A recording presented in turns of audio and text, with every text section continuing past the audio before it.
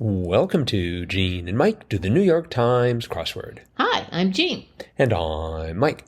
And today we're doing the crossword for Friday, June 28th, 2024.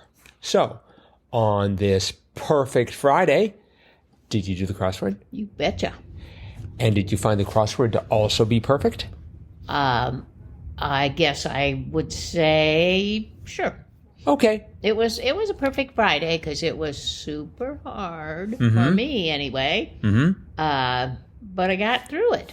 Well, good. But it was a tough go for me. I found it very difficult. I found it to be somewhat challenging, not as challenging as Wednesday, but that unexpected Wednesday. Because I think partially because I'm expecting it's a Friday, so I'm expecting it to be hard. You know, when on a Wednesday, when I start to run into trouble, I'm like, this can't be happening.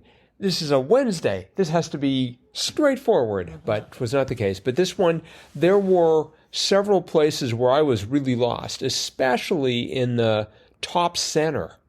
That's where I ended up. Because of things like 14 across, salmon-wrapped sushi order. And I'm like, oh, come on. And with the crosses, I had it figured out to be an Alaskan eel, which I thought was sort of disgusting. And I don't know if there is such a thing as an Alaskan eel, but it turned out to be an Alaska roll. That's right. And that R of roll ran into 6 down Boston skyscraper with the. And I'm like, oh, come on. How am I supposed, it's like I know the Eiffel Tower. I know the Shard. I know the Shard. In London. Right. But Empire State Building. But I did not know, although I think we had this in the crossword before, the Pru. The Pru. Which I take it as short for Prudential, the insurance company. Must be. But that was pretty tricky. And then the one next to it, 7 down, MGM co-founder Marcus Lowe. I know we've had that in the crossword before. Yes, I believe so. And I forgot it. The only thing that saved me was I sort of cheated a bit. For 8 down, what the bottom of the triceps muscle connects to. I looked at my arm. I don't know if that's considered cheating or not, but I'm like, okay, let's see. This is the bicep. This is the tricep. What seems to be here? It seems to be connected to the elbow, but I only had 4 letters, and I knew the last letter was an A, so I decided it wasn't the radius. It had to be the ulna. That's right. And then my favorite word, calumny, although I'm probably actually mispronouncing that and therefore revealing that it isn't my favorite word, but it is an interesting word. And the answer to that was slander for 9 down. Right. Yeah, that took me a while. I'm trying to think where I spent the most time. I think I spent the most time maybe in the lower right corner. Lower right. Oh, okay. And I had a lot of trouble in the middle, too. The P flag and the alt, that cross there, 27 down, National Advocacy Group for LGBTQ issues. Right. P flag. P flag. And then that crossed with 34 across, blank pop genre. Right. And it was alt. I bet you went for... I went emo. Yep. I had ska. I had emo, then I had rap. But the 24 down was not forget. And I couldn't get that. That was retained. For the longest time. Yeah, it was retained. So I had the A, so that's how I got alt. For 28 down, Yelp contributors, the answer was Raiders.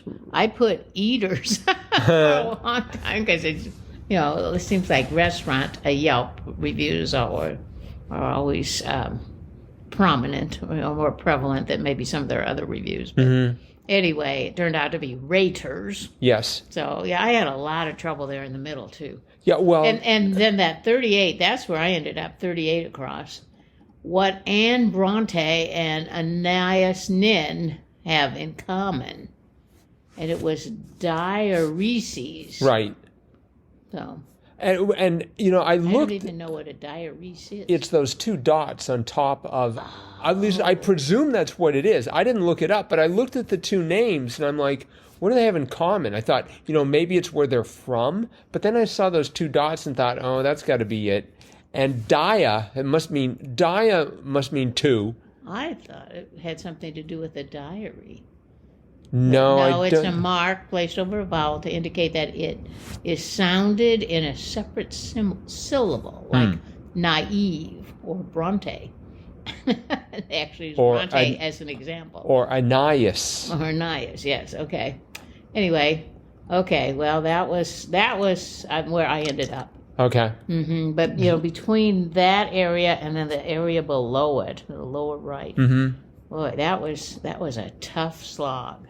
Well, and I was doing it at night, so I was tired, but it was funny because it'd be like I kind of doze and think about other things, and then I go back to the puzzle, and I'm like, oh, there's another one, and I'd get it. And then I'd, kind of do daydreaming or thinking about other things, and then I'd look at the puzzle, and I'd think, oh, there's another one.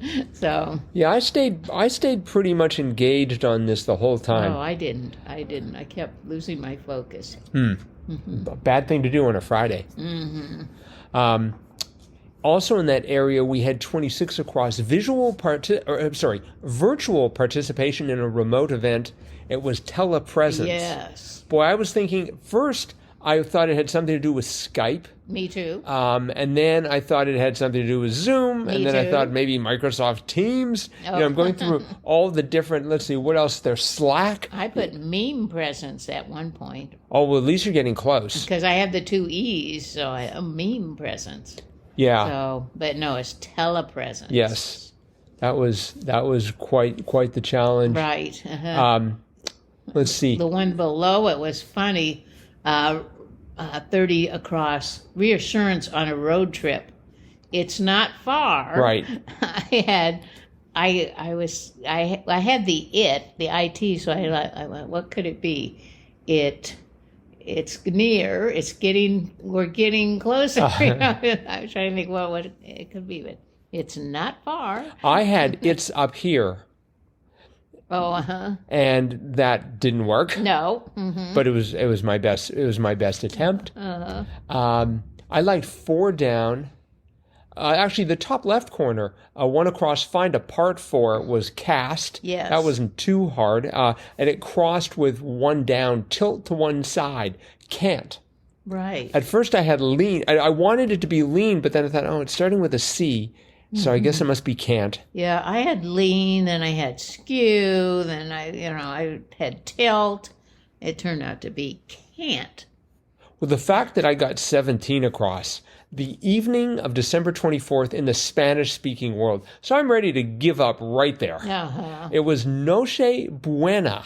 Noche Buena. Thank you. You knew that?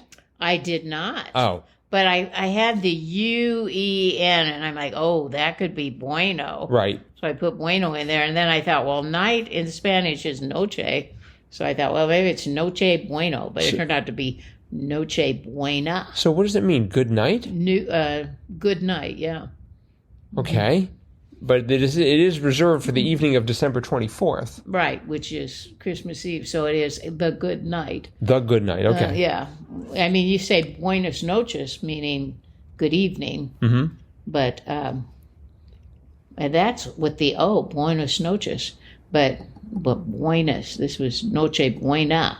So it's the feminine. So I'm not sure why that is, but in the middle of that we had 15 down, game also called Math Doku. So for some stupid reason I went for Sudoku. I first went for Makala. Oh, Makala, or right. however you say that, stone game, and then I went for Sudoku. And then it turned out to be Ken. See, I couldn't have done Makala because I can't spell it. I wouldn't even attempt. But yeah, it turned out I spelled it correctly, but I feel pretty confident about my spelling of Ken. Definitely, me too. 12 down was things to talk through, and so I thought it was going to be like issues or problems. It was intercoms. Yes. Do people use intercoms anymore? Oh, I think they might use them in schools. Really? Mm-hmm. Okay. Another one that was in that upper corner there, 22 across, further into the evening, say, darker. Yes. That took a while. Mm-hmm. Oh, man, I pondered over that one a long time. Mm-hmm. Darker. Let's see here. What else? Oh, 40 down was fabulous. Raises into a seat. Yes. Elects. Elects. Oh, yeah. I had lifts in there at one time, and some sort of elift, but it was elects. Right. We had 51 across some compost bin discards, and that was cores. Yes. And we just had foam core yesterday. That's right. So we had foam core, and now we have cores. Yep. One I got relatively quickly was 20 across. Interested in a look, and I thought, oh, I bet that's wanna see, and I was right. Wow. Wanna see. I went for wanna, and then I figured out it had to be C because I had just had 3 letters left, but that took me a little bit. Let's see, 59 across, building toy brand. I thought, oh, obviously Lego. Right. Except obviously not, because the answer was Connects. Connects, that's right. I had to, I discovered it ended in an X because 37 down, New York Post gossip section named for its location. I'm like, I don't know where it is. But then I realized they were talking about a page, and I had 3 letters left. So I thought, well, it could be page 2, could be page 10, but it was page 6. That's right. And the fact that 53 across, the first letter after page, was an S, because 53 across, typically they turn out to be military aircraft, UFOs, Right. meant it had to be page S. So it became page 6. Let's see. I think we got most of the fabulous clues in this crossword by Enrique Henestroza Anguiano. Wow. Nice What a name. Yes. That's impressive. And not as impressive. I mean, it is an impressive name, to be sure, but not as impressive as the crossword. No. Crossword was really, really good. Yeah, it was. So well done, Enrique. All right. Well, that's it for the crossword, but it is Friday. Yes, it is. Meaning it's time for Fun Fact Friday. And I am genuinely optimistic that you have a fun fact for Fun Fact Friday. I do have a fun fact. Oh, good. Earlier in the week, I believe it was on Tuesday, we had an answer that was tennis bracelet. Yes. And I thought it would be interesting to find out why it is called a tennis bracelet. Brilliant. And so there are quite a few different sources of information about this, many of them from jewelry stores or jewelry houses. Sure. And this one happens to be from, it's called the Aventurine.com, the true story of Chris Evert's tennis bracelet, because the details have been seriously mixed up. And so this person, whoever they were, did a whole lot of research about this bracelet, tennis bracelet. And the story goes that Chris Evert, who was a magnificent, one of the very best female tennis players in the world in the 1970s, 60s, 70s, 80s, I guess, that she had a bracelet on and dropped it during the U.S. Open. And she called timeout, and she asked the referee if they could stop the game so she could find the bracelet, because it was a diamond bracelet, single solitary diamond row of diamonds, and so from that moment on it became the tennis bracelet. But it didn't actually start with Chris Evert. They've had solitary lines of diamond bracelets for many years. They go back to the 1920s. In the 1950s or so, they were called eternity bracelets because they were considered something that you would give a woman you love as sort of a precursor maybe to a diamond ring or an engagement ring. But the story here says that the main quibble was the date that this whole incident took place, because they kept saying it was 1987, which I thought, well, that seems like when Chris Evert would have been a little too old to play tennis. But this person researched, and determined that it was not 1987, it was actually 1978. So she went right to the source. Chris Everett's publicist, Tammy Starr, relayed in an email. Chrissy recalls that she was wearing a diamond and gold bracelet, and it broke and fell onto the court in an early round of the Open, and they had to stop play while she looked for it. Starr went on to add, the tennis champion remembers it happened the year the U.S. Open moved from Forest Hills to Flushing Meadows, which was 1978. Nice. So that's it. After all this research that this person did, she finally figured out, yes, it was 78. It was the U.S. Open. Chrissy Everett dropped her bracelet. They stopped the game to find it. And from then on, it has been known as a tennis bracelet. Wow. So, a fascinating story. There you go. I suppose if you were into conspiracy theories, you might think she was out of breath, needed a break, and so detached her bracelet. Yeah, it's like. Of course, you can only do that like once per game. Otherwise, they start to get very suspicious. Yeah, it would only work once. But I don't Why don't know. we tape it to your wrist? She was such a good player. I don't know that she would ever need a break. She wouldn't.